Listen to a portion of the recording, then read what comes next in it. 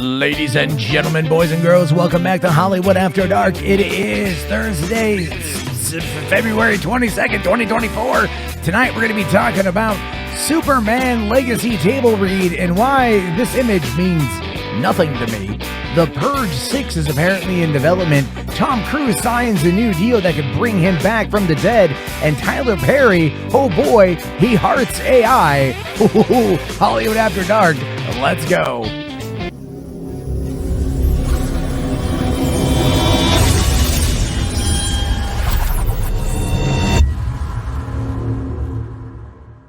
Hey everybody, how's it going? Welcome to the party. Welcome to the show, Hollywood After Dark Thursday night. It is almost the end of February. We have a week to go till we hit Leap Day. That once a time every year, 4 years I should say, where we get to celebrate an extra day for some unknown reason. I don't even know why I'm mentioning this is a movie podcast. Anyway, hope everyone out there is having themselves a good day. You might be asking yourself, Matt, why aren't you on the cameras? Why aren't you doing all that? You've been on camera looking so a little bit blurry, but still kind of sexy.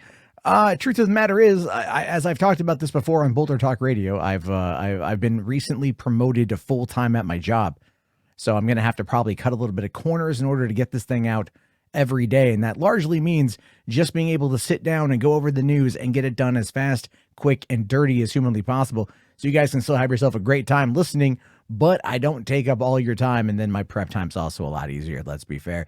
But if you have a problem with that, let me know. If you want to see my award-winning smile, maybe I'll consider it. But until then, until we get to weekdays again, it's gonna be like this. But that being said, guys, a lot to talk about today. And if you do like Hollywood After Dark, please leave a comment. Let me know a movie you're watching or a show you're watching or something I should check out for Patio Commentary. If you don't know what Patio Commentary is, it's my series where I talk about movies. I talk about TV shows, especially Has Been Hotel right here. Give you guys my thoughts, my opinions while breaking down parts of their development and production history. I will be returning with new episodes next week. I'll tell you this. I'll tell you this story. So last night I was laying in bed and I was watching Time Cop on Edited for Television, which, by the way, you never want to watch any Jean-Claude Van Damme movie edited for TV. Why? Because in the 90s, he was known for at least having one solid butt shot per movie. Now, look, I'm a straight man, but I'm a straight man who understands my own sexuality. And there's no denying that that man back in his prime had a butt you could bounce a quarter off of. But that's only one element of why I hate edited for TV films, because anytime there was nudity, anytime there was gore, they literally just blurred out the screen. What are we living in, dystopian China? Come on, this is America. And this was on Samsung TV's Movie Hub, which is something you only have if you have a Samsung television. It was 11 o'clock at night. I don't even know why. I can't even tell you why. I can't even freaking tell you why they had this the way they did, but they did, and it annoyed the ever-loving crap out of me as I was watching it. But that got me thinking how much I just enjoyed the film Time Cop and how I want to, I'm like, I got to watch it again. I got to watch it unedited, right? Got to see that butt, just say. And then I want to talk about it because there's some interesting stories I was able to find out just while researching it, while watching it. Reinvigorating my love for movies, I think, is probably one of the better ways to look at this whole scenario. So let us move on and talk about the first story of the day. And of course, that is The Purge 6. This is something that I kind of was a little bit surprised at, because the last I'd heard about The Purge, it had been left to kind of just wrap itself up with the fifth Purge movie. But what we find out today is that Frank Grillo was talking about it. So basically, The Purge 6 is getting an optimistic development update, according to franchise star Frank Grillo. He currently is getting ready to hope to come back one final time as the role of Leo Barnes. And he did share this interview, or shared this during an interview on the Lights Out red carpet. Okay, in case none of you care about that, I don't even know why I'm reading it. Anyway, the movie is expected to be the final installment in the dystopian horror franchise created by James DeMonaco. It will once again focus on Grillo's character, and DeMonaco is slated to direct this installment, contingent on a budget allocated by the studio for the project. That's what it boils down to. At this point in time, Lionsgate and Blumhouse have to decide, is a sixth Purge movie Is it worthwhile? Do they need to do that? Do they need to have it? Look, you've done 5 movies, all done marginally well. The franchise itself, I think, has pulled in $533 million worldwide. You've had 2 successful shows or seasons of a show that were on, I think, Sci-Fi or USA or something along those lines. And yeah, sure, it's been a while since we had the Forever Purge, which came out, I think, back in 2021. But this is a franchise that even right now, look at our political divide in this country. There's no denying that our political divide in this country is definitely something worth kind of discussing through this ultra-violent, dark, crazy, satirical viewpoint. If the movie Civil War coming out in a couple of months, that's the big push from A24, Alex Garland, you know, the United States of America has fallen, and now it's time for all of these disproportionate militia groups to kind of like either work together or defend their territory. Yeah, you could kind of see why the Purge might be ready for a comeback, because we're in it. We're everyone keeps saying every time something happens politically, oh my God, we're moving so fast. So fast, we're going to be getting to the Purge. It's just going to happen. I can't believe that's what they say all the time. They do this literally every day. You could probably search Twitter right now and find people talking about the Purge is going to happen or a civil war is going to happen because, you know, some politician said something. But anyway, this specific Purge, this final Purge, Purge 6, will apparently explore a divided America with states split based on ideology, sexuality, and religion. Jesus, could you get any more? Could you get any more on the nose for society today? Could you get any more on the nose for that right now? I'm sorry. Like, the way I look at that is just, holy crap. All right. We already have a divided enough country. Now you're going to have states split on ideology, sexuality, and religion. Kind of reminds me of when David Benioff and Dan Weiss, Dan and Dave, right? Or Dan Benioff, Dave, whatever the hell their names are, right? Anyway, the Game of Thrones guys were going to do that show about the Confederate, I think it was called like Confederate or Confederacy, where the South had won and they had separated from the United States and everyone was like losing their mind over it. Yeah, this is literally doing the same thing. But because it's placed under the veneer of where we currently stand politically, no one is going to bat an eye at it. I actually hope that this movie has ethno-states. I hope that you have a state that's been taken over by African Americans, a state that's been taken over by Asian Americans, and another one by Latino Americans. And I hope they're at war with each other. You know why? Because at least that would feel somewhat realistic of what would happen. None of this kumbaya shit. All right. Because they want to push it on ideology, sexuality, and religion, but not race. I feel like you're missing out on something there, but let's be real. Let's be fair. There's literally no way that anyone wants to broach that subject.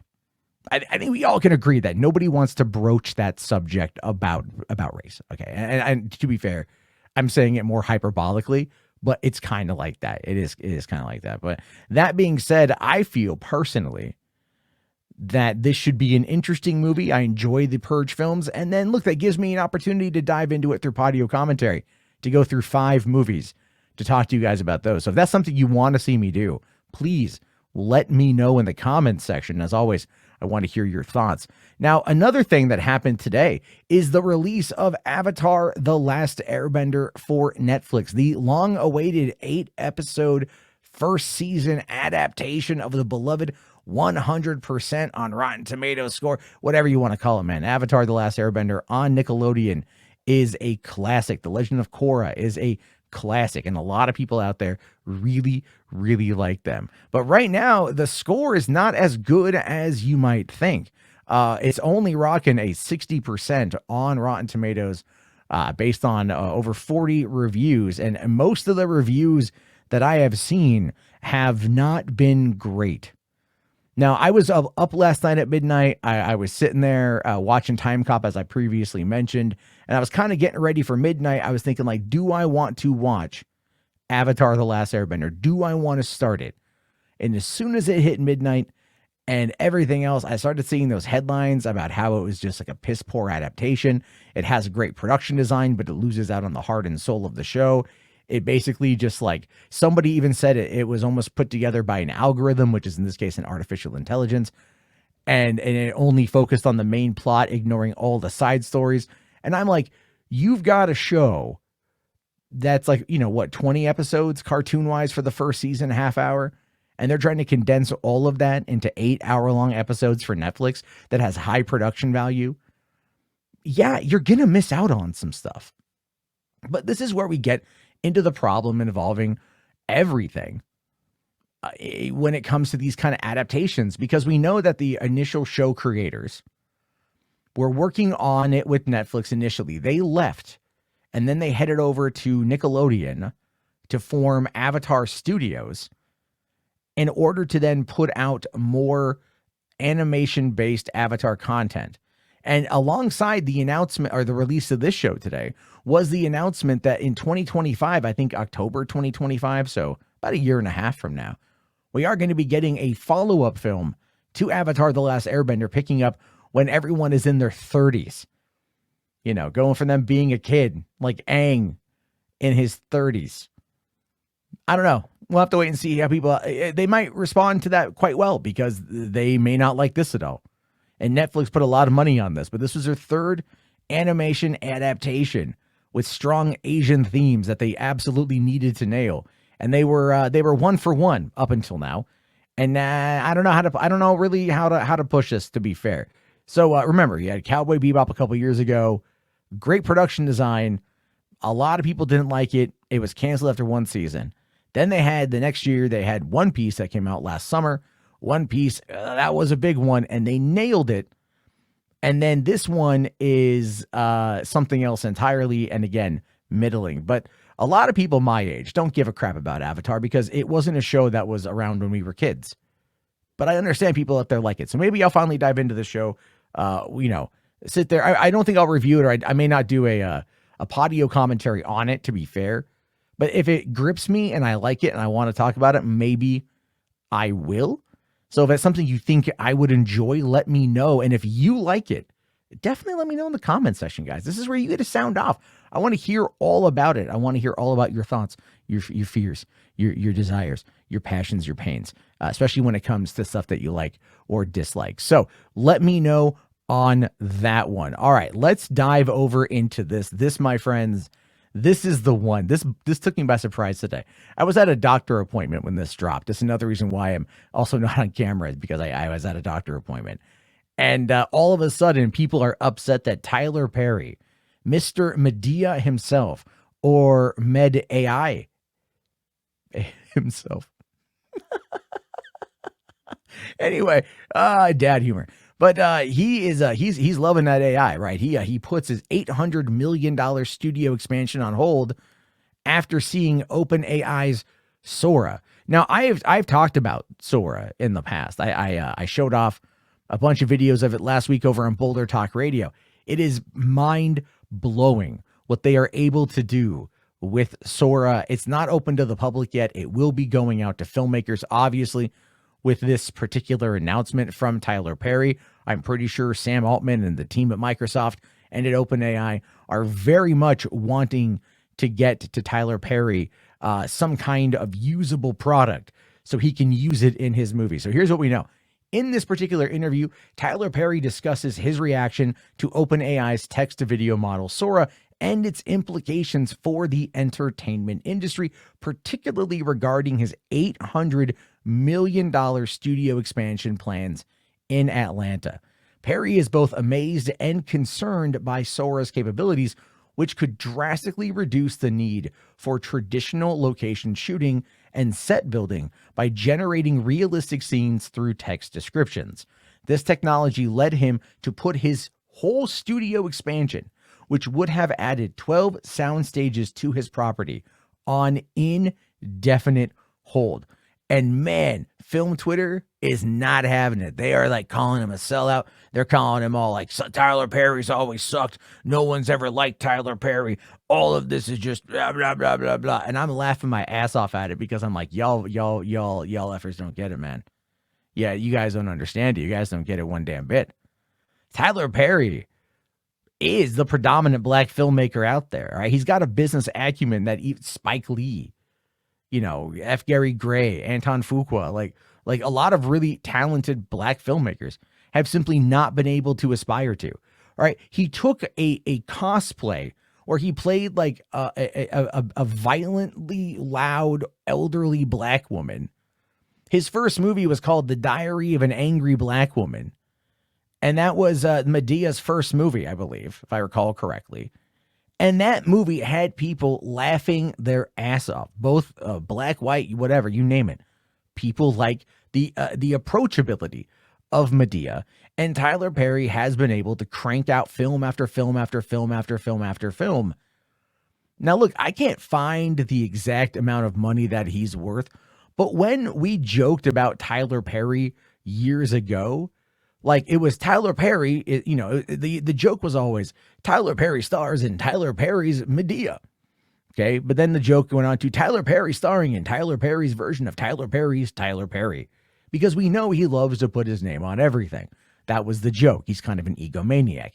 Even he played this joke up when he turned 40, and he had joked about buying an island with the money that he has made.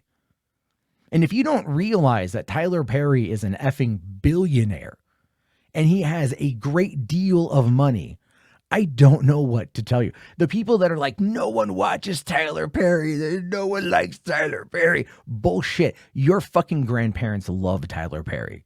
All right. Your elders love Tyler Perry. That's where he's made his money.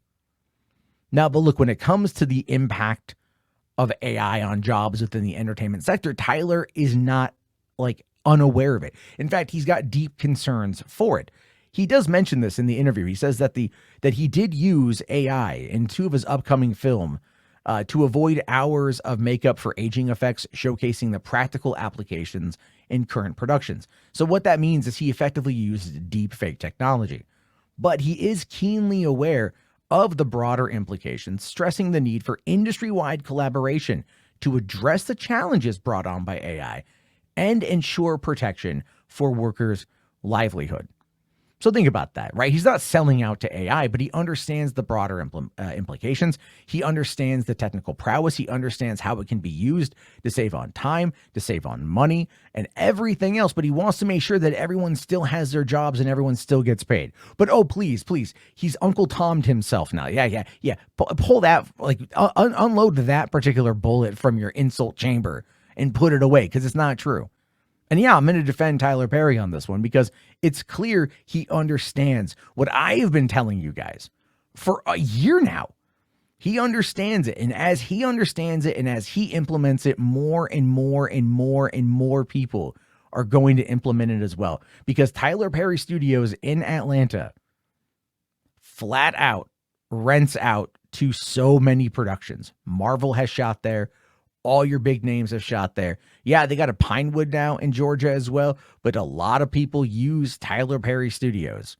And as soon as they implement that technology into their workflow, into the resources that they offer you for renting out studio space in order to conduct your productions and to film your shit on his studio, oh, it's going to blow up.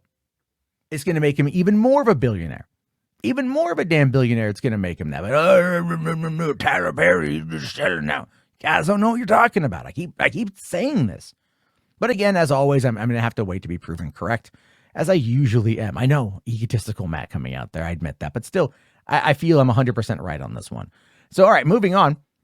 Tom Cruise to star in Alejandro G. Inarritu's next film at Warner Brothers and Legendary. So when you mix Warner Brothers and Legendary, you are very much going to be getting something that is high scale, big budget, very big movie. Will it be good? Hell if I know, but that's what we know we're going to get. So here's what we know. Tom Cruise and director Alejandro Inarritu, produced by Warner Brothers and Legendary Entertainment, are going to work together on a movie. This untitled project marks Inarritu's return to English language cinema for the first time since his 2015 hit, The Revenant. Now, remember, The Revenant is the movie that got Leonardo DiCaprio the Best Actor nomination, or the Best Actor win. Never mind for, like, I don't know, Titanic or Wolf of Wall Street or, like, The Departed, right? Or whatever else he's been in, The Aviator, Catch Me If You Can, The Beach. I mean, he wasn't nominated for all those. I'm just listing off DiCaprio films that I'd like. But either way, DiCaprio, everyone thought he was going to win for Wolf of Wall Street. He should have won for Wolf of Wall Street, but they gave it to him for The Revenant. So the idea there, the joke that makes its way around Hollywood, and at least around the internet, is, Inarritu, if I'm even mispronounced, I apologize, but Leo got fucked by a bear, and that's what got Leo the Oscar. And now Tom Cruise is teaming up with him in order to work on a movie that he co-wrote with Sabina Berman and his Birdman co-writers, Alexander Danilarius and Nicholas Giacobone. Sorry. This film also represents a new phase in Cruise's career following that strategic partnership. What you have to understand here is Tom Cruise wants to do everything in his power to protect cinema. He understands at this point that Paramount is not going to be able to be around forever. He knows that. He knows that Paramount is not going to be around forever. He knows even that Warner Brothers isn't going to be around forever.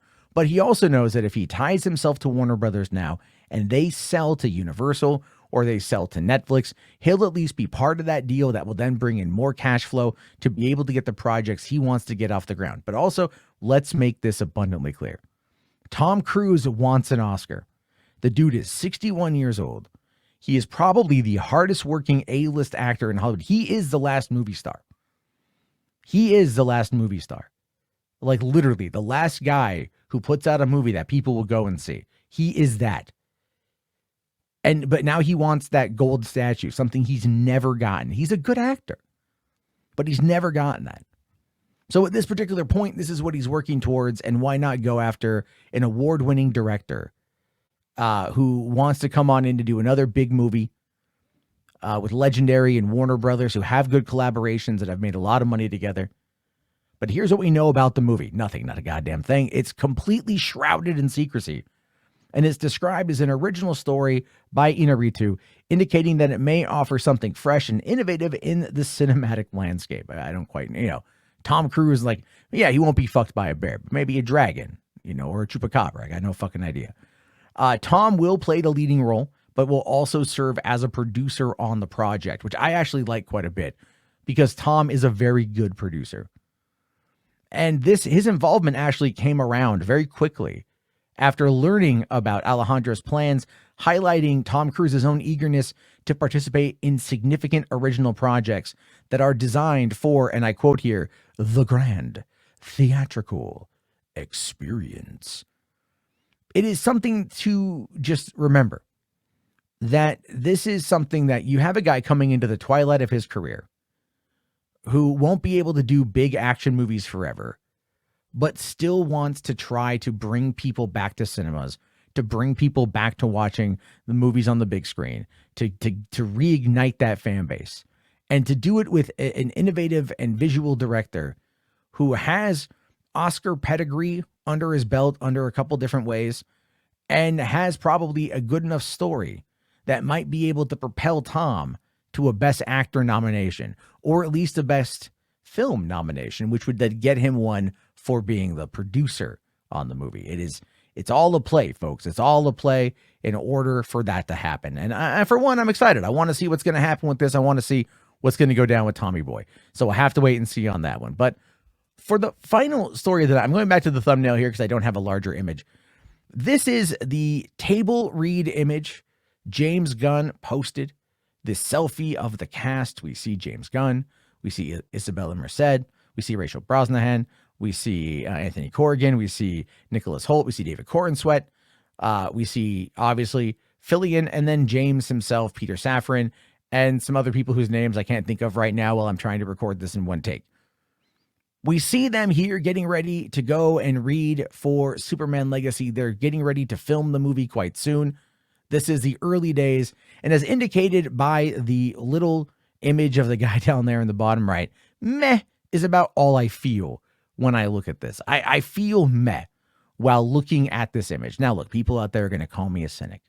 They're going to call me a nihilist. They're going to say, you're a hater. You're never a DC fan. The truth of the matter is I am a DC fan. I'm a fan of these characters. I want to see what they're going to accomplish, but I've made no bones about my take on Superman. I've made no bones about my take at all. I feel like Superman is a boring character. And even by having like having a Lantern, Guy Gardner in this case, having Hawk Girl, having everyone else in that movie. I mean, Supergirl is going to probably make a damn appearance in it. You know, like it's immediately setting up this massive world because they have to hit the ground running. And I just feel like that's kind of lame, to be honest with you. I understand the necessity of it. I understand why they're doing it. I get it. They have to do it. If they don't do it, the DCU will not get going. It has to play catch up to Marvel now faster than ever.